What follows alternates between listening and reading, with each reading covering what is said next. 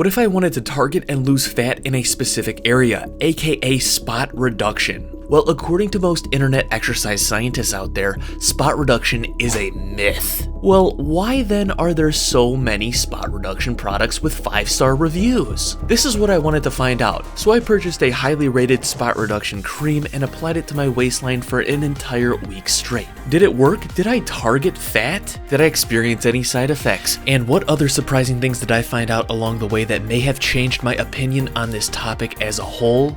Let's find out. But you gotta focus. So before I got started, I took my weight, I took some before visuals, and I had my trusty assistant take some pinch measurements around my waistline where I would be applying the cream. Apply a generous amount of cream onto the body, focusing on problem areas such as the thighs, tummy, neck, and upper arms. Formulated by professionals. Professionals of what though? I was expecting it to be clear. Kind of smells like chocolate pudding with sunscreen. It's not bad though. Alright, let's do this.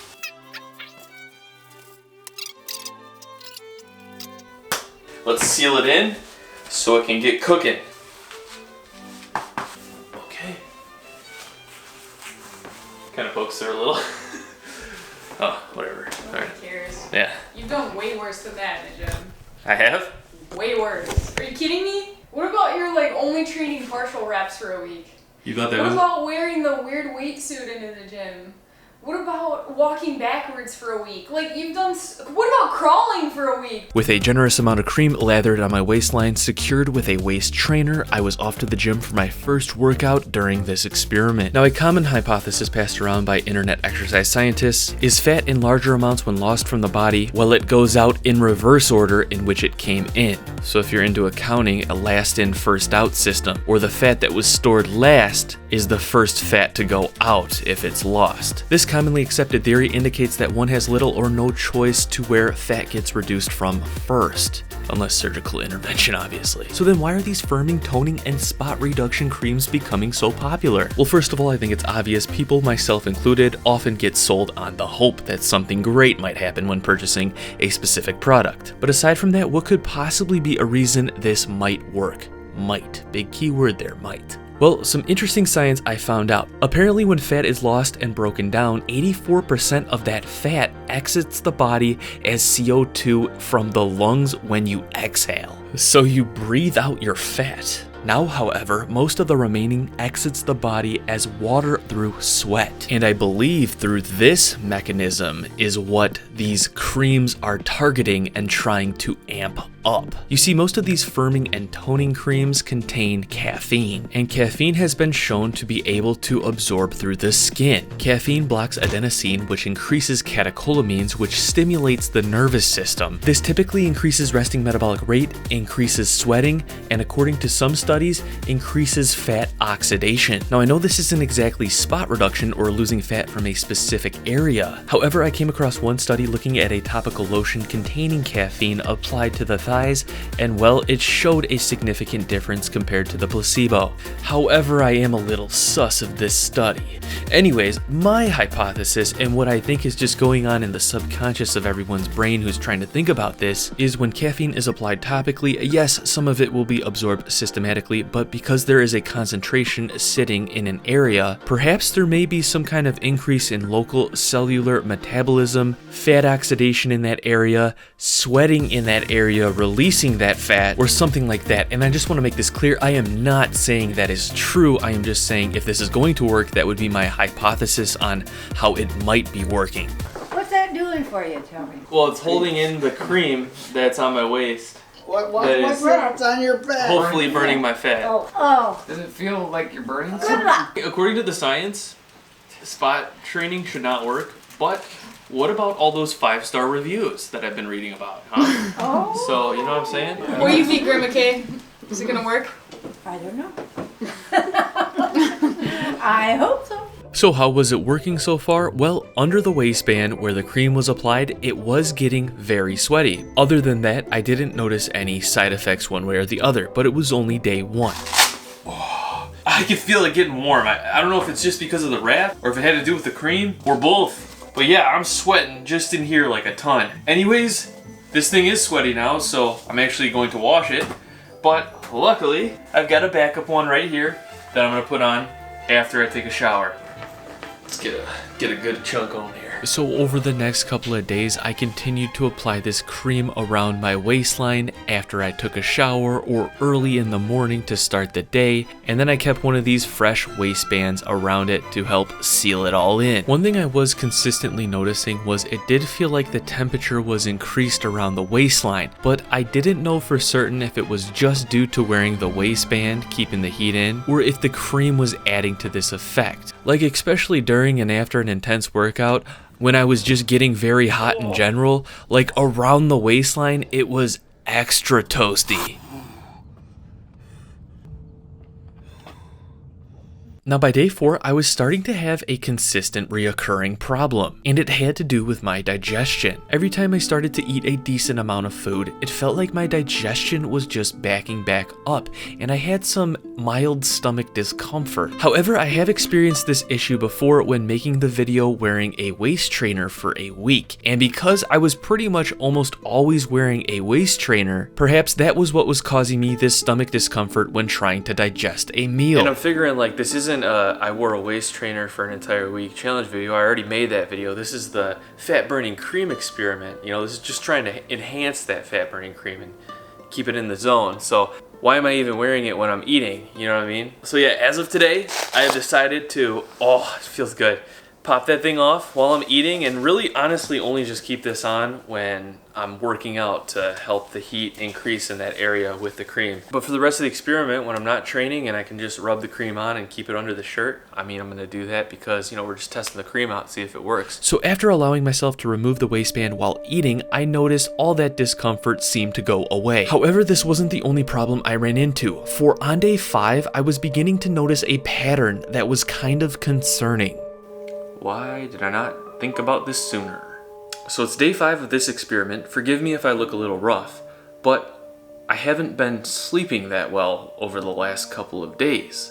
Now, at first, I thought this was just due to it being hot in the bedroom, hot as in temperature. However, when I think about it, over the past couple of days, I feel like it's been even harder to go to sleep than just a typical hot night. Like I feel like I've been tossing and turning more.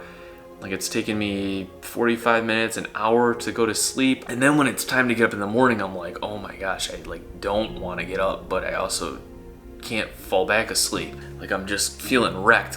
Now this could be due to a variety of factors, but something I can't believe I haven't thought about yet. If I am someone who gets that stimulant effect from caffeine, and over the past couple of days, I'm applying it on my skin frequently, including the later hours of the evening. And if I'm also assuming caffeine is absorbed through the skin, then why haven't I also assumed that it might be causing me a stimulatory effect systematically, therefore possibly negatively affecting my sleep?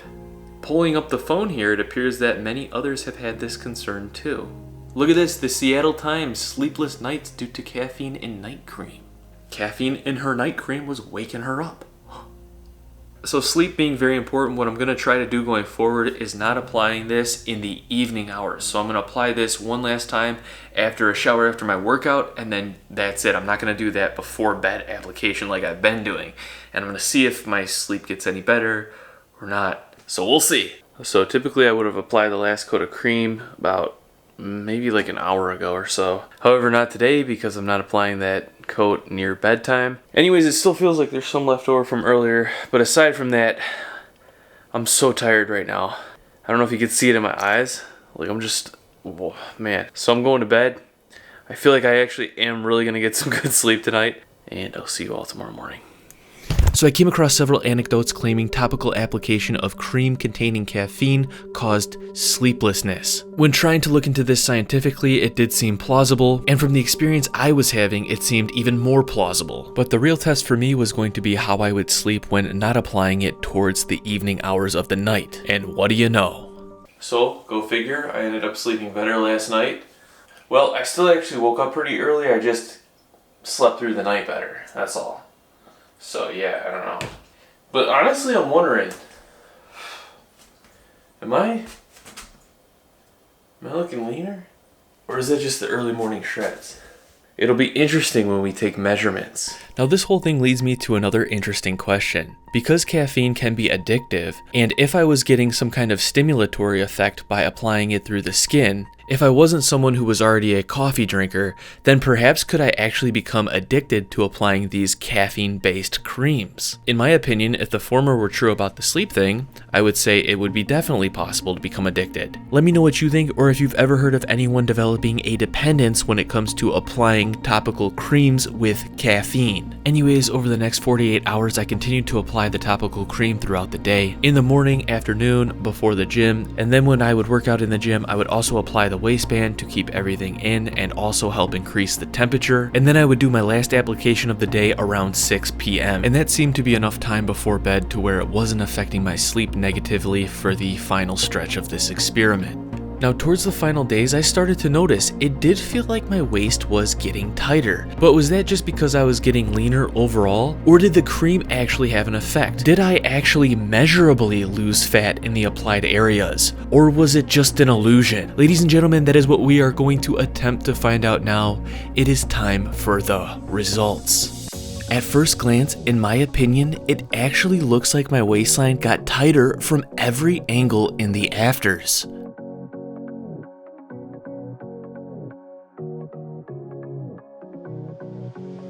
However, when it came to the pinch measurements, the after results were different than I expected. After taking the average of multiple measurements, just like in the before, 3 out of the 6 areas showed an increase in pinch, and the other 3 out of the 6 areas showed a decrease in pinch. And then if we take a look at the control pinch measurement groups, the upper chest, which is the place I feel like I lose fat from first, well, it actually appears like I may have gained some pinch. So what could be going on? Well, if we take a look at my before weight measurement, if you didn't catch that, that was 199.8 pounds. 200.7. That's heavier. It is. Yep. Compared to the after weight measurement of 200.7 pounds, well, it looks like my weight went up nearly a pound. However, if I do an addition of all the differences, I'm actually still in a net loss of 0.5 centimeters to the pinches of the midsection. And if we take a look at the information based on the control group differences, the upper chest, as well as my weight, well, it appears like my weight and perhaps body fat may have went up. But net difference is I might be down in the midsection. So maybe it worked.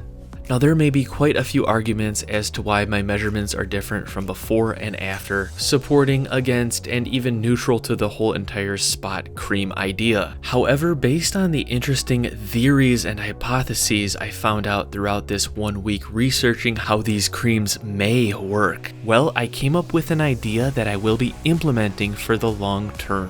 Where I'm trying to go with this is at the beginning of this experiment, I was 100% in doubt. Now I'm actually open-minded to the potential fact that this may work based on our results, based on my experience over the experiment, and based on the potential science that might be at play here. The caffeine on specific spots. I decided to make my own custom cream that I will be applying in the morning, every morning, going forward from here. So basically all I did was I took 5 ounces of this MSM cream right here by Sunstar Organics. I like this one because the ingredients are very natural compared to other lotions. I mean, it's preserved with grapefruit seed extract as well as 100% pure tea tree oil. 5 ounces of this MSM lotion, I poured it into this container. And then I took some of my whole bean coffee, the same stuff that I drink, that I'm drinking right now right here. It is caffeinated. And well, I took the beans, ground it up in my grinder, but I ground it up for extra time, tried to get it as fine as possible in my grinder.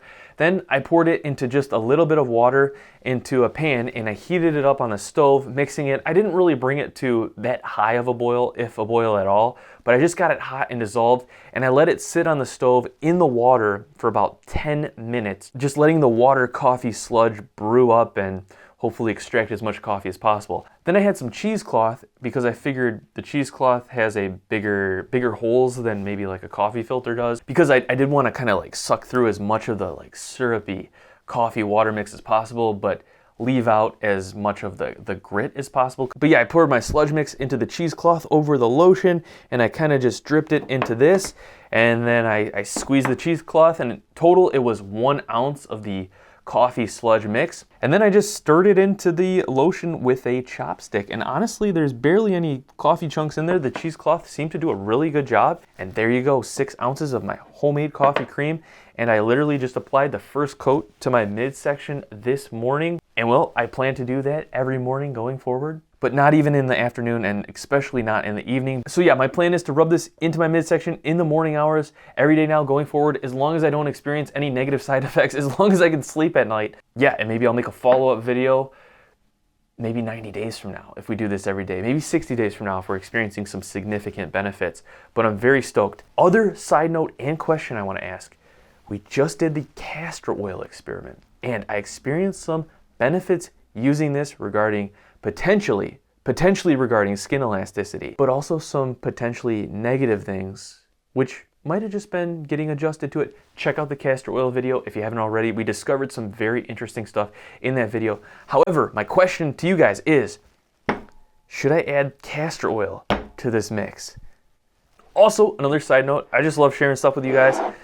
Whipped grass-fed beef tallow. I just started using this on my face region here. I also have some non-nano zinc oxide. Thinking about making maybe like a skin protective cream or something like that for the face. Oh, and then the rosemary blend with the MSM2 that's in the bathroom. But yeah, still doing that here and there because of the potential hair growth we saw. I guess as a guy born in the 90s, growing up through the 2000s and 2010 area, teen to 20s, etc., I never was really into topical creams and whatnot, but dang, after all this research and trying things out, my eyes and mind have been opened. And the question is, will my homemade coffee cream work? We're just gonna have to wait and see. Hope you guys all enjoyed this video. Stay tuned, more experiments coming out. I got some interesting stuff coming your way. So I hope you guys all have a good one. Peace. I will see you all in the next video.